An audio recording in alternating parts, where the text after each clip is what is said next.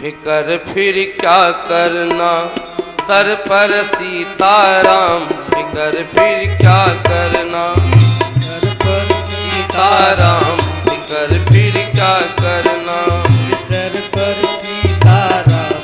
फिर क्या करना, सीताराम। सीताराम। फिकर फिर क्या करना, सीताराम। फिर क्या फिकर फिर क्या करना, फिकर फिर क्या करना, फिकर फिर क्या करना, सर पर सीताराम। फिर क्या करना, सर पर सीताराम। फिर क्या करना, सर पर सीताराम। सर पर सीताराम। सर पर सीताराम। फिर क्या बोलो सीताराम। फिकर फिर क्या करना, बोलो सीताराम।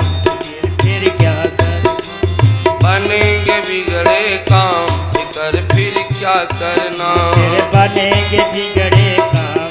फिर क्या करना, सर पर सीताराम। फिकर फिर क्या करना, सर पर सीताराम।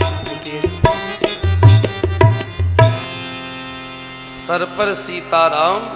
फिकर फिर क्या करना। भगवान जब साथ में ही हो, हम भगवान को प्रतिपल महसूस करें तो डर तो अपने आप जीवन से निकल जाता है।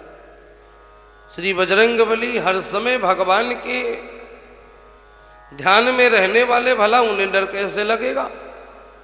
तो हनुमान जी रावण से डरे नहीं। हनुमान जी रावण से कहते हैं कि आप अभी भी समय है, सीता जी को, राम जी को वापस कर दीजिए। भगवान से अपनी गलती की माफी मांग लीजिए। भगवान बहुत ही कृपा निधान है, बहुत ही दयालु हैं, वो माफ कर देंगे। क्यों अपने धन वैभव पराक्रम को क्यों मिट्टी में मिलाने को लगे हो? क्यों आप राम जी से बैर ले रहे हो? हनुमान जी ने समझाने का प्रयास किया, लेकिन कहते हैं अगर दुष्ट व्यक्ति को समझाने का प्रयास करोगे तो वो और बिगड़ जाता है। जितना समझाओगे उससे अधिक बिगड़ जाता है। अब रावण को समझाया, लेकिन रावण कहां समझने वाला। रावण ने उतनी ही देर में आदेश दे दिया, का कपि के ममता पूंछ पर सभय कहूं समझाए। तेल बोरी पुनि बांध पट पावक देहु लगाए। ऐसा करो, इस बानर की पूंछ में आग लगा दो। तो पार्वती जी ने कहा, महाराज पूंछ में ही आग क्यों लगाई गई? हनुमान जी के हाथ पैर और निभी अंग है। तो कहा कपि के ममता पूंछ पर। बानर को अपनी पूंछ बड़ी प्रिय होती है। पूंछ का एक अर्थ प्रतिष्ठा भी होता है। हर व्यक्ति को अपनी पूंछ प्रिय होती है। पूंछ का अर्थ प्रतिष्ठा से है। हर व्यक्ति को अपनी प्रतिष्ठा प्रिय होती है। कोई भी आदमी समाज में अपमानित होना नहीं चाहता। चाहता कोई नहीं चाहता कि मेरा अपमान हो। सभी चाहते हैं जहां जाऊं वहां सम्मान मिले, हमारा भी सम्मान हो, लोग सम्मान दें। हर व्यक्ति चाहता है। तो जिसका सम्मान जाने लगेगा तो वो कुछ और भी करेगा समाज में अपने सम्मान को बचाने के लिए। और हनुमान जी के सम्मान को रावण ने ताका। पूंछ मतलब प्रतिष्ठा। पूंछ में आग लगवाई तो हनुमान जी ने कहा ठीक है। फिर उसी पूंछ से पूरी लंका में आग लगाई हनुमान जी ने। जरे नगर अनाथ कर जैसा, किसी भी सज्जन व्यक्ति की प्रतिष्ठा को छेड़ना नहीं चाहिए। जब कोई दुर्जन व्यक्ति किसी सज्जन व्यक्ति की प्रतिष्ठा को छेड़ता है तो ठीक उसी प्रकार से उसके नुकसान होते हैं जैसे रावण की लंका श्री हनुमान जी ने फूंक दी। इसलिए कभी भी किसी सज्जन व्यक्ति को छेड़ना नहीं चाहिए। श्री हनुमान जी महाराज ने लंका जलाई केवल एक घर छोड़ के। जारो नगर और निमिष एक माही और एक विभीषण कर ग्रह नाही। जारो नगर निमिष कमाही एक विभीषण कर ग्रह नाही। एक विभीषण भैया का घर छोड़ के बाकी श्री हनुमान जी ने पूरी लंका जला के राख कर दी। लंका जलाने के बाद श्री हनुमान जी महाराज समुद्र में पूंछ बुझाई। पूंछ बुझाई खोए श्रम धरि लघु रूप बहोरी। जनक सुता के सामने ठाड़ भयो कर जोर। और विनती करते हुए बोले माता मातो मोहे दीजय कछु चीन्हा। मातो मोहे दीजय कछु चीन्हा। मातो मोहे दीजय कछु चीन्हा। मातो मोहे दीजय कछु चीन्हा। मातो मोहे दीजय कछु चीन्हा। हो जैसन रघुनायक मोहि दीना। जैसन रघुनायक मोहि दीना। जैसन रघुनायक मोहि दीना। माता कोई मुझे निशानी दो, कुछ निशानी दो हमको जो हम ले जा करके भगवान को दे सकें। और भगवान ताकि हम पर विश्वास कर सके कि हम आपकी खोज में आए थे और हम आपसे मिले हैं। तो जैसे भगवान ने हमें मुंदरी दी और हमने आपको दिया वैसे आप भी कुछ दे दो, सो भगवान को दे दे ले जाकर। तो सीता मैया ने क्या किया? सीता मैया ने चौपाई है कि चूड़ा मणि उतारी तब देवू। हरस समेत पवन सुत लेवू। हनुमान जी को चूड़ा मणि दी, मतलब मांग बेदी। चूड़ा मणि मांग बेदी को बोलते हैं। ये एक कथा भगवान शंकर पार्वती जी को सुना रहे। पार्वती जी ने प्रश्न किया कि बाबा एक मिनट आप ये बताइए, एक ब्रह्मचारी दूसरी स्त्री की तरफ नहीं देखता और यहाँ श्री हनुमान जी महाराज ब्रह्मचारी हैं, चूड़ामणि ले रहे हैं, किसी का सुहाग ले रहे हैं। चूड़ामणि सुहाग था, जनक सुता क्यों दीन। ब्रह्मचारी हनुमान थे, चूड़ामणि क्यों लीन। सीता जी ने चूड़ामणि क्यों दी? कोई भी विवाहित स्त्री यदि उसका पति है तो अपने सिंदूर को नहीं मिटाती, अपना सुहाग किसी को नहीं देती।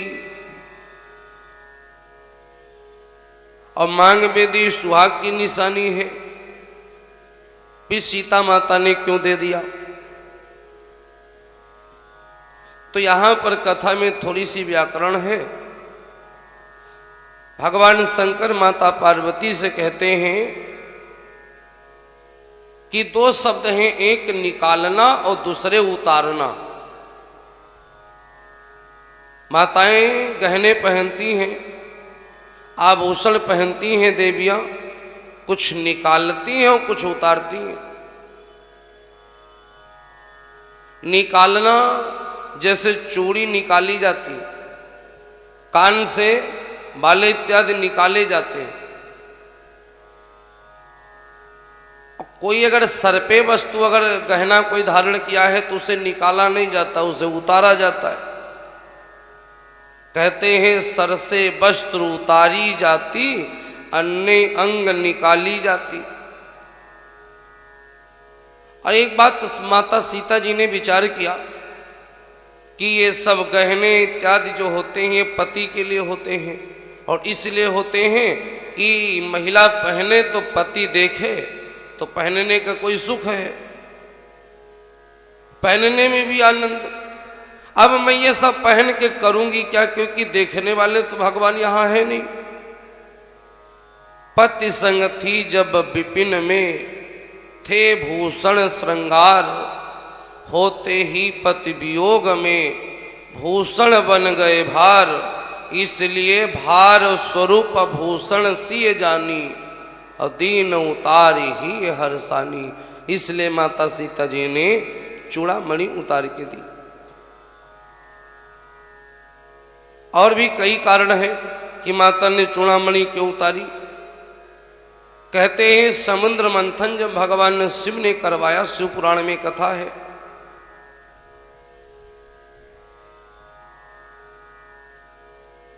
तो 14 रत्न समुद्र से निकले, जिसमें से चूड़ामणि भी समुद्र से निकली थी, ये भी एक रत्न है। सभी देवताओं को वस्तुएं जो निकली तो वितरण किया गया। भगवान विष्णु को लक्ष्मी जी दे दी गई, लक्ष्मी जी ने विष्णु जी को पसंद किया। विष भगवान शंकर को दिया गया, भगवान शंकर ने पसंद किया। सब कुछ बांटा गया। अंत में चूड़ामणि बची तो कहा शेषनाग ने भी बड़ी मेहनत की है, इसे शेषनाग जी को दे दो। तो चूड़ामणि शेषनाग जी को मिली। शेषनाग जी की 2 कन्याएं हैं, एक तो सुनैना जी, दूसरे सुलोचना जी। तो जब सुनैना जी का विवाह किया राजा जनक जी के साथ शेषनाग जी ने, तो उन्होंने राजा जनक को चूड़ामणि दहेज में दी। तब से चूड़ामणि जनक जी के पास थी। चूड़ामणि देते समय शेषनाग जी ने जनक जी से कहा था, यही चूड़ामणि जही ढींग रही है, तासु राज्य कर नाश न हुई है। जिस राजा के राज्य में ये चूड़ामणि रहेगी, उस राजा का राज्य कभी नाश को नहीं प्राप्त होगा। आज जब जनक जी ने विवाह किया सीता जी का राम जी के साथ, तो उन्होंने वही चूड़ामणि दहेज में महाराज दशरथ को दी। कहा महाराज ये चूड़ामणि जही ढींग रही है, तासु राज कर नाश न हुई है। महाराज दशरथ ने वो चूड़ामणि दी माता कैकेयी को। बहू जब घर में आती है तो नया व्यंजन नया पकवान बनाती, पहली बार ससुराल में, तो जो बड़े लोग होते हैं वो कुछ नेक देते हैं, गिफ्ट देते हैं। पहली रसोइयां जब जानकी जी ने बनाई तो माता कैकेयी जी ने आशीर्वाद स्वरूप गिफ्ट के रूप में चूड़ामणि भेंट की। जानकी जी भी ये बात जानती हैं क्योंकि उन्हीं के मायके से आई है चूड़ामणि। और जानकी जी आज कहाँ हैं? लंका में। इसलिए वो सोच रही हैं कि यदि चूड़ामणि लंका रही है तो रावण राज नाश ना हुई है। यदि चूड़ामणि लंका में रहेगी तो भगवान रावण को कैसे जीतेंगे। इसलिए सीता माँ ने विचार किया कि चूड़ामणि यहाँ से भेजना चाहिए। इसलिए चूड़ामणि उतारी तब देवू, तो हर्ष समेत पवन सुत लेवू। श्री हनुमान जी महाराज चूड़ामणि लेकर के वहां से प्रस्थान किए। समुद्र के इस पार आए जहां पर सब वानर सेना बैठी हुई इंतजार कर रही है। वानरों को साथ में लिया और पहुंचे जाकर के भगवान के पास।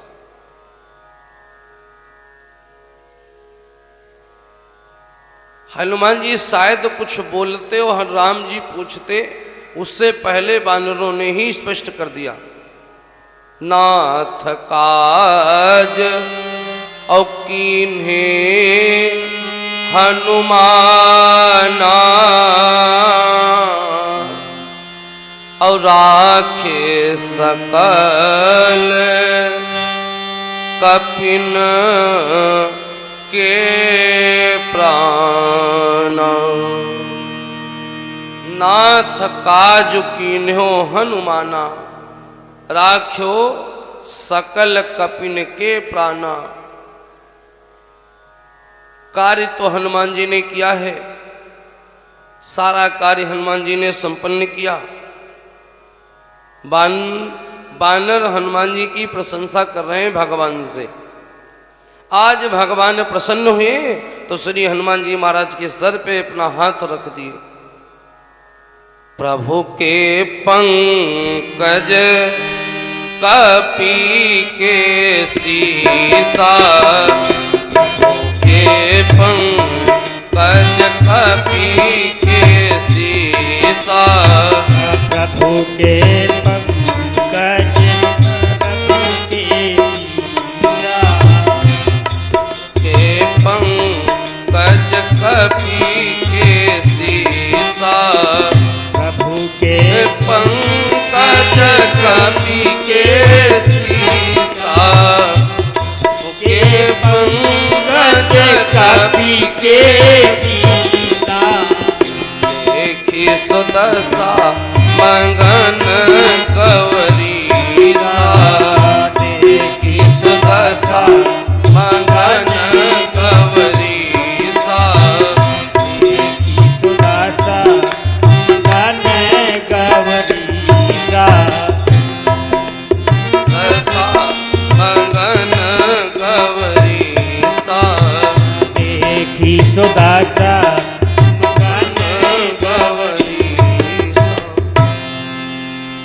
भगवान ने अपना हाथ रख दिया श्री हनुमान जी महाराज के सर, आशीर्वाद दिया। हनुमान जी महाराज ने जो जो सीता मैया ने कहा था वो सारा संदेश भगवान को सुनाया।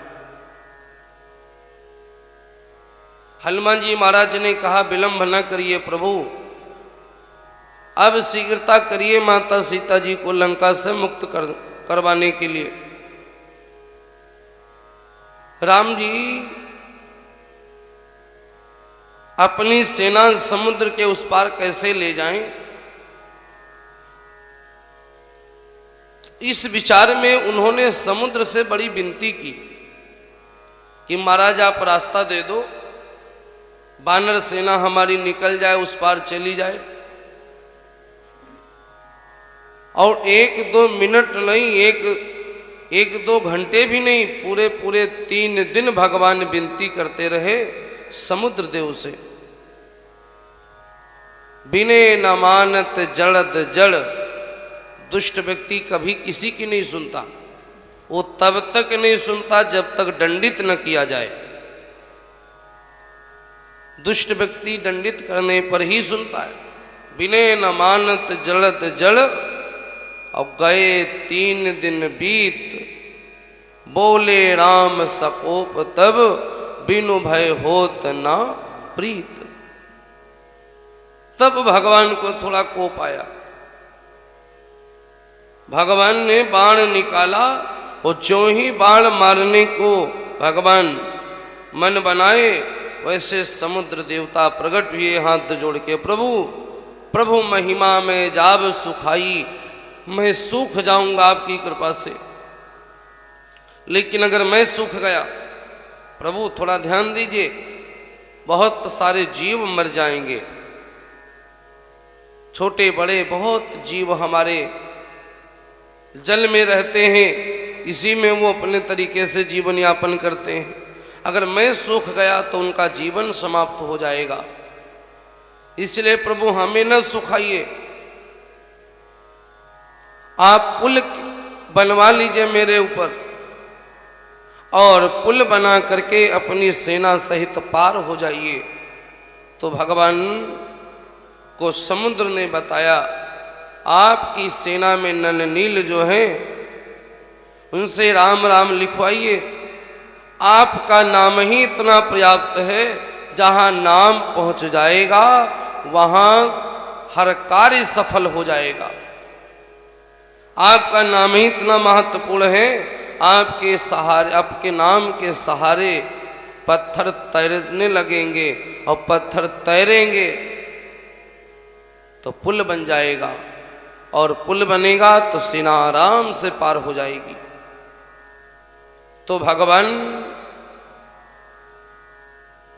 आदेश दिए, बानर पत्थर लाने लगे, नल नील राम राम लिखने लगे, रा दूसरे पर लिखे, माँ दूसरे पे लिखे, क्योंकि रा और माँ अलग रह नहीं सकते, तो जुड़ना हो जाए पत्थरों का, क्योंकि रा और माँ जुड़ेगा ही जुड़ेगा, इसलिए पत्थर जुड़ जाए। पुल बन करके तैयार हुआ। बानरों ने बड़ा मेहनत की, बड़ा प्रयास किया, पत्थर ला ला करके राम राम लिख लिख करके पत्थर छोड़ते गए, पत्थर एक दूसरे से जुड़ते गए। भगवान ने कौतूहल किया, भगवान ने सोचा जरा हम भी देखें। एक छोटा सा पत्थर उठाया भगवान ने, अब पानी में डाला, पत्थर डूब गया। तो हनुमान जी महाराज देख रहे हैं, तब तक राम जी ने देख लिया कि ये कहानी हनुमान जी ने देख ली है। तो हनुमान जी से राम जी ने पूछा कि हनुमान, आखिर ये पत्थर मेरे नाम से तैर सकते हैं, तो मैंने इन पर लिखा राम, तो ये क्यों नहीं तैरे, क्यों डूब गए? हनुमान जी महाराज हाथ जोड़े बोले, प्रभु पत्थर पे राम लिखा है, मतलब राम ने उस पत्थर को अपने से जोड़ रखा है, इसलिए वो तैर रहा है। लेकिन जिस पत्थर को राम जी ने छोड़ा है, उस पत्थर को तो राम जी ने अपने से अलग किया है, इसलिए वो पत्थर डूब गया। दुनिया में वही डूबता है जो भगवान से अलग भागता है, और जो भगवान को धारण करता है वो कभी नहीं डूबता, वो कभी पीछे नहीं रह जाता, वो हमेशा आगे बढ़ता है। जिसकी लागी है लगन भगवान से, उसका दिया भी जलेगा तूफान में। श्री हनुमान जी महाराज और भी कई बानर पत्थर ला रहे हैं, और राम राम लिखा जा रहा है, पुल बन के तैयार हुआ। सेतु बंध भय भीर अति, कपिनव पंथ उड़ाए, अपल जल चरिनों पर चढ़े चढ़े पारे जाएं। सब बानर सेना पार उतर के उस पार पहुंच गई। जहां पर भगवान की सेना जाकर के ठहरी, उस जगह का नाम पड़ा रामा दल। प्रथम ही भगवान ने अंगद को भेजा, और अंगद से कहा कि जाकर के एक मौका और दो रावण को, एक बार और भी अवसर दिया जाए रावण को, कि हो सकता समझ में आ जाए, फिर तो विकल्प युद्ध है ही है। सज्जन व्यक्ति हमेशा चाहता कि लड़ाई झगड़ा ना हो, आसानी से कार्य संपन्न हो जाए, लेकिन दुष्ट ऐसा होने नहीं देते। दुष्ट व्यक्ति लड़ाई झगड़े में ज्यादा विश्वास करता है। रावण को समझाने के लिए अंगद जी को भेजा, राम जी ने, अंगद गए, रावण को समझाए, लेकिन रावण की समझ में नहीं आया। आखिर युद्ध ही छिड़ ही गया भगवान से। युद्ध हो रहा है। रावण के कुल परिवार का विनाश हुआ भगवान से लड़के, लेकिन रावण ने भगवान से लड़ाई का विचार समाप्त नहीं किया। पहले नारंतक द्वारंतक ये सब मारे गए। कुंभकर्ण सो रहा था, कुंभकर्ण को जगाया गया। जब मेघनाथ का भी वध हो गया तो मेघनाथ के बाद कुंभकर्ण को जगाया गया। तो कुंभकर्ण जागा तो कुंभकर्ण ने भगवान से पूछा कि अयोध्या के राम से तुम्हारी दुश्मनी हुई कैसे?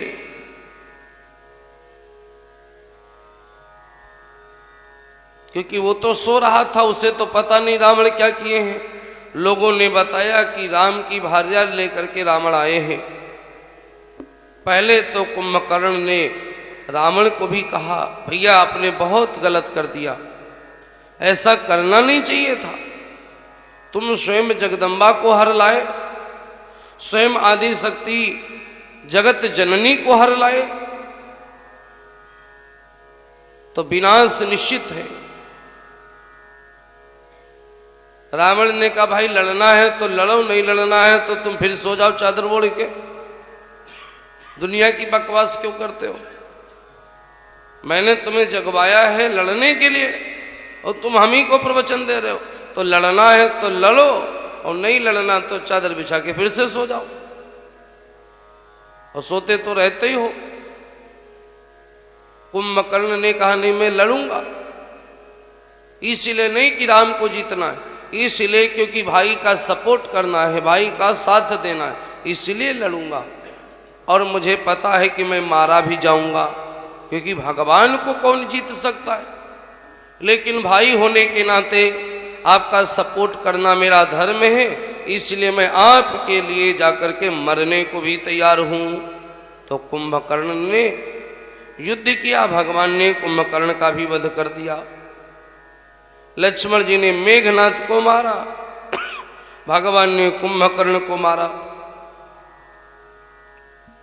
अब रह गया अहिरावण जो पातालपुरी में रहता है, माया भी है। रावण ने उसका आवाहन किया, वो सोते समय राम जी को लक्ष्मण जी को ले गया पातालपुरी, जाकर हनुमान जी ने उसे वहां समाप्त किया। हनुमान जी ने अहिरावण का पातालपुरी में वध किया।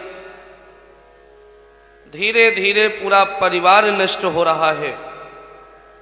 आप प्रायश्चित करो, अभी भी समय है। परिवार नष्ट हो चुका है, लंका तो बच जाएगी।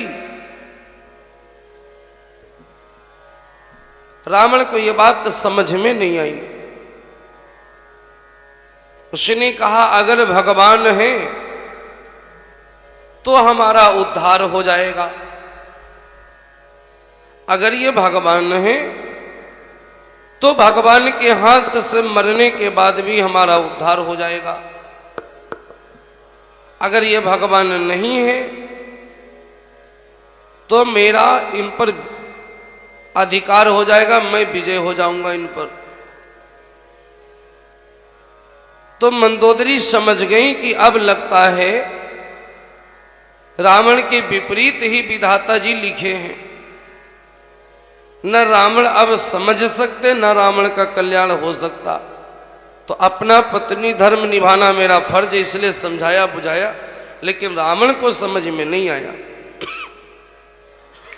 कहते हैं, कुंभकर्ण धननाद कर जब हो चुका संहार, तो रावण लड़ने को स्वयं हुआ तभी तैयार। महाराज ने राम जी से कहा कि प्रभु आज रावण अमर सेना लाया है, आज आप युद्ध न करो, आज हम युद्ध करें। तो हनुमान जी से राम जी बोले, तुम कैसे युद्ध करोगे? बोले, क्योंकि ये अमर सेना है, मरेगी किसी से है नहीं, और हमारे पास एक उपाय है। क्योंकि कहते जहर जहर को काटता, लोहा लोहे को काटता। तो हनुमान जी बोले, ये सेना अमर है तो हम भी अमर हैं। हनुमान जी ने कहा, तुम कब अमर हुए? बोले जब हम गए थे लंका ना, तब सीता मैया ने हमें अमर बनाया था, तो इसकी बानरी सेना दैत्य सेना अमर है, तो बानर नहीं अमर है, लेकिन हम तो अमर हैं। तो आज ही सेना से हम अकेले लड़ेंगे, आप केवल रावण से लड़ें और सेना से केवल अकेले हमें लड़ने दें। राम जी समझ गए कि हनुमान कोई नई लीला करने वाले हैं। राम जी ने कहा ठीक है, जैसा समझिए वैसा करिए। हनुमान जी ने क्या किया, हनुमान जी ने सोचा मारना पीटना इनको ठीक नहीं है, जब मरेंगे ही नहीं तो इनको मार के करेंगे क्या। मारे तो उसे मारे जो मारने से मर जाए, जो मारने से ना मरे उसे क्यों मारे, फालतू में बल अपना क्यों बेकार करे। तो हनुमान जी उन दैत्यों को उठा उठा करके आकाश में फेंकना शुरू किया। क्यों? क्योंकि आकाश में भी एक गुरुत्वाकर्षण रेखा होती है, जिसके उस पार जो जाएगा वो नीचे आ ही नहीं सकता। आप लोग भौगोलिक शिक्षा में जो पढ़े लिखे वो सब जानते हैं कि आकाश में एक हद है जहां तक की वस्तुएं जो हैं धरती पर अगर फेंको तो गिरेंगी।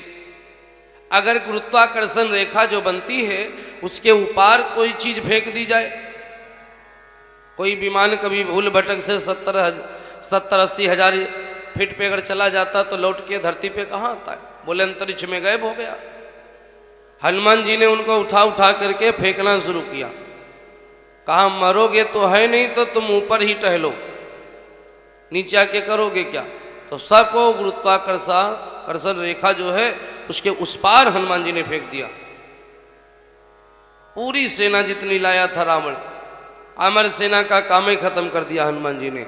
ये बात मैंने कल भी बोली थी, बल के साथ बुद्धि का होना बहुत जरूरी है। बलवान केवल हो जाना ही पर्याप्त नहीं, अगर शरीर बल है और बुद्धि बल नहीं है तब भी शरीर बल शून्य है। शरीर बल के साथ बुद्धि बल बहुत जरूरी है। जैसे कोई पागल आदमी हो, उसमें चाहे जितना बल हो, उस बल से क्या हो सकता, कुछ नहीं हो सकता, उसका कोई उपयोग नहीं है, क्योंकि उसके पास बुद्धि नहीं है, इसलिए बल का कोई उपयोग नहीं है। इसलिए बल के साथ बुद्धि बल होना भी जरूरी है। श्री हनुमान जी महाराज बलवान तो हैं लेकिन बुद्धि बल भी बहुत तीव्र है। रावण ने सोचा कि मेरी मृत्यु के विषय में विभीषण को मालूम है और तो कोई जानता नहीं मैं कैसे मरूंगा, लेकिन विभीषण जानते मैं कैसे मरूंगा। अगर मैं विभीषण को मार दूं, विभीषण का काम समाप्त कर दूं, तो मेरी मृत्यु के विषय में जानने वाला कोई दूसरा है ही नहीं। तो रावण ने काल बाण का संधान किया। काल बाण विभीषण की तरफ छोड़ने का जैसे उसने मन बनाया, भगवान समझ गए कि रावण क्या करने जा रहा है, और जो ही रावण ने काल बाण विभीषण के ऊपर छोड़ा, वैसे भगवान काल बाण के सामने आ गए। भगवान अपना संकल्प नहीं तोड़ सकते।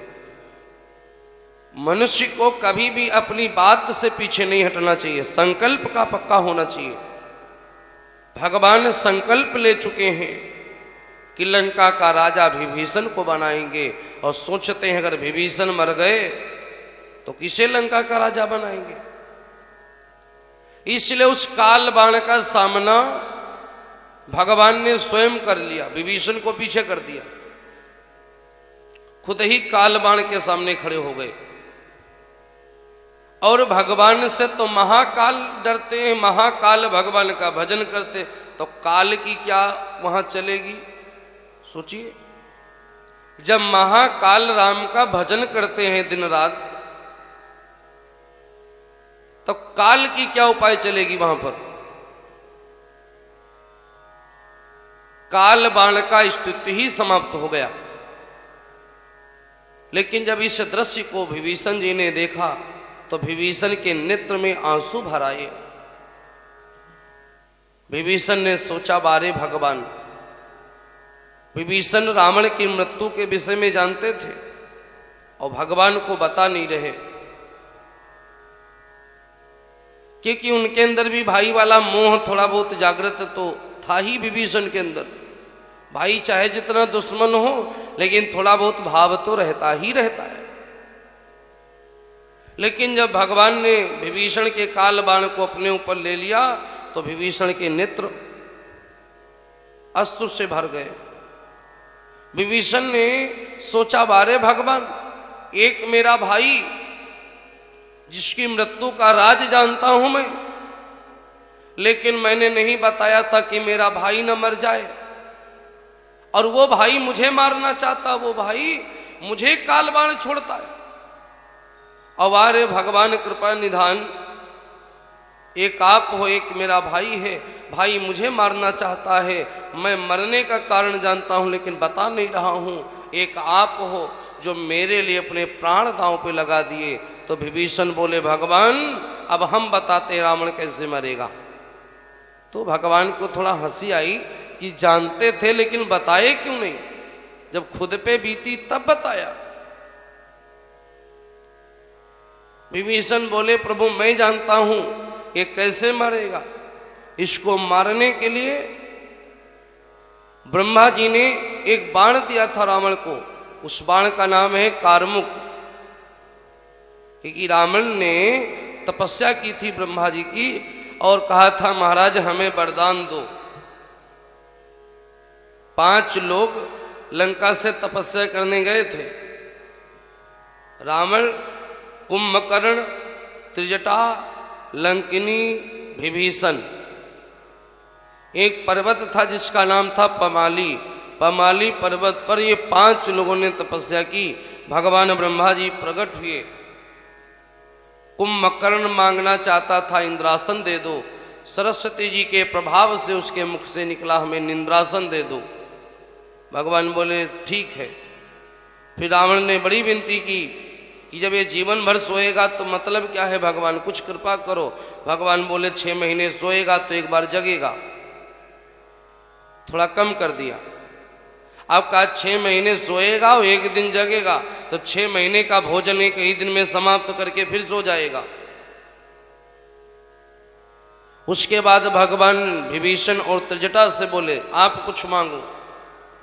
तो विभीषण और त्रिजटा ही ऐसे थे लंका में जिन्होंने भगवान से भक्ति मांगी थी। त्रिजटा सहित विभीषण लंका, मांगी भगति न मन में शंका। त्रिजटा और विभीषण दोनों लोग सगे भाई बहन हैं और रावण के चचेरे हैं। विभीषण रावण के सगे भाई नहीं, चचेरे भाई हैं। त्रिजटा और विभीषण सगे भाई बहन हैं। दोनों ने भगवान की भक्ति मांगी। भगवान आगे बढ़े, लंकिनी बैठी है। लंकिनी से भगवान ने कहा कुछ मांगो। तो लंकिनी ने कहा कि प्रभु अब हम क्या मांगे, आपके दर्शन हो गए, अब कुछ नहीं चाहिए। ब्रह्मा जी प्रसन्न हुए, बोले कि तुम नहीं मांगती हो तो हम भी नहीं मांगे, तुम्हें वरदान दे रहे हैं। तो त्रिजटा को, लंकिनी को बिना मांगे वरदान दिया ब्रह्मा जी ने। कहा जाओ, हम तुम्हें ये बता रहे हैं कि जब लंका का नाश होने का समय आएगा तो सबसे पहले तुम ही जानोगे कि लंका का विनाश होने वाला है। तो कहा कैसे? तो कहा विकल हो सितय कपिके मारे, तब जानिस निश्चर संघारे। जब कोई बानर तुम्हें मार दे और तुम मूर्छित हो जाओ तो समझ लेना कि लंका के विनाश की जड़ उत्पन्न हो गई है, अब लंका विनाश होने वाली है। तो लंका जब विनाश होने का समय आएगा तो सबसे पहले तुम ही जानोगी। अब रह गया रावण। रावण से ब्रह्मा जी ने कहा आप भी कुछ मांगो। तो रावण ने कहा भगवान हमें एक वरदान दो कि हम काहू से मरे न मारे। तो ब्रह्मा जी ने कहा भाई ये तुमने क्या मांगा? जो जन्मा है सो मरता है, जो जन्मेगा सो मरेगा। अमर कौन है धरती पर? जो जन्मता है वो मरता है, तो हमसे मिटे न विधि के अंका, और चाहे कोटि करो आतंका। तुम कुछ भी कर लो, लेकिन हम विधि का विधान नहीं बदल पाएंगे। तो ब्रह्मा ने कहा कुछ और मांगो। तो रावण ने कहा कि महाराज फिर ये दे दो कि हम किसी भी साधारण आदमी के द्वारा मारे न मरे। तो ब्रह्मा जी ने अपने पास से एक बाण दिया रावण को, का इसका नाम कारमुख है, सतयुग में दधीच जी की हड्डियों से बना था। ब्रह्मा जी ने कहा जब मरोगे तो इसी से मरोगे, इसे संभाल के रखना। रावण ने ले जाकर लंका में खंभे में चुनवा दिया। ये बात मंदोदरी जानती हैं और विभीषण भी जानते हैं, रावण जानता, चौथा कोई जानता नहीं। आज विभीषण बोले प्रभु मैं जानता हूं रावण कैसे मरेगा। बताया, सारी कहानी बताई। श्री हनुमान जी महाराज युद्ध चल रहा है, लंका पहुंचे, क्योंकि हनुमान जी तो लंका में सब जानते कहां क्या है। खंभा तोड़ के वही कारमुक लेकर आए, राम जी को दिया। राम जी ने कारमुक बाण छोड़ा। रावण की नाभि में अमृत कुंड था, अमृत था। जो ही बाण लगा अमृत सूखा, तब जाकर के रावण की मृत्यु हुई। तरी जब लंका से आई तो रोने लगी, और रोती भी आई तो विलाप करती भी रामदल जब पहुंची तो अपने पति रावण की लाश के हजारों टुकड़े देखे। तो जिस भी टुकड़े को उठावे तो कलेजे से लगा करके चीख मार के रोवे। द्रौपदी कहती हैं कि मैंने कहा था स्वामी काल कर्म गति जही के हाथा, तासे बैर करो ना था, लेकिन आपने नहीं माना। यही भुजबल सुरनाथ बिगोए। उस समय याद कर रही है मंदोदरी जिस समय रावण से देवता भी भयभीत हो जाया करते थे। मंदोदरी कहती है मैंने अपनी आंखों से देखा स्वामी, तुमने दिग्विजय किया, देवता भी आपसे भयभीत होते थे, दसों दिशाओं में तुम्हारा डंका बजता था, इन भुजाओं से तुमने देवताओं को जीता। यही भुजबल सुरनाथ बिगोए, लेकिन भगवान से बैर करने के कारण वही भुजाएं आज जमीन पर पड़ी हैं इधर उधर। यही भुजबल सुरनाथ बिगोए, सो प्रभु आज समर मा सोए। क्या दशा हो गई आपकी। मंदोदरी विलाप करती हैं। कथा आगे बढ़ती हैं।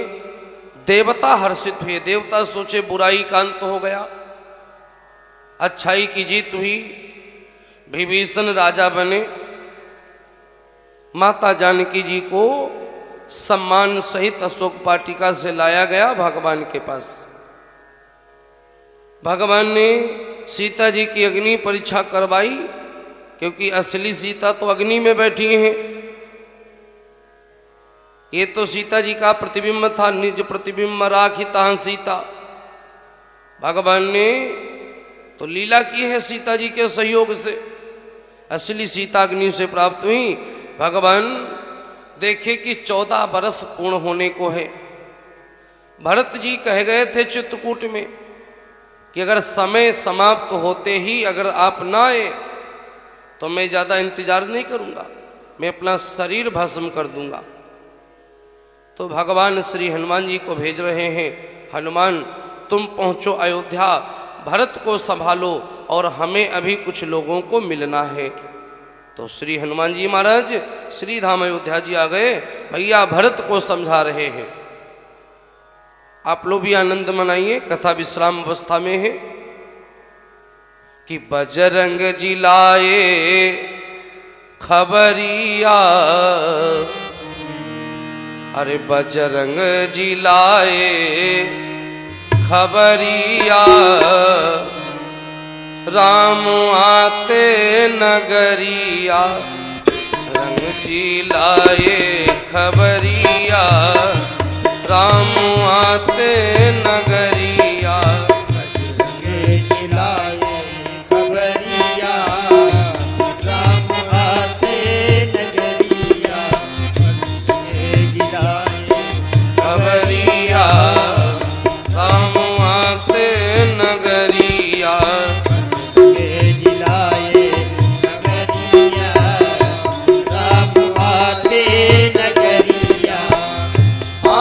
नगरिया राम आते नगरिया, आते नगरिया राम आते नगरिया, आते नगरिया राम आते नगरिया।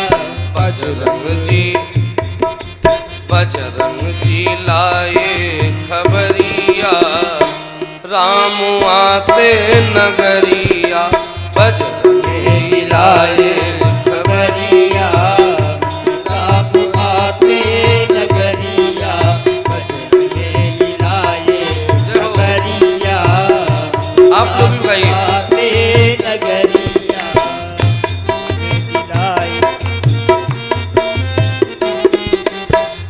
ओ तुम तात कहाँ से आए, ओ तुम तात आते आए, मोह परम प्रिय वचन सुनाए, मोह परम प्रिय बचन सुनाए। कैसे वचन, वचन सुनती पिसा रे सब दूसा, वचन सुनती त्रसावंत जिमि पाई पीयूषा, त्रसावंत जिमि पाई जय हो। पाई भैया भरत भे बमरिया राम आते नगरिया, भैया भरत भे बमरिया राम आते नगरिया, भैया भरत दे मवरिया।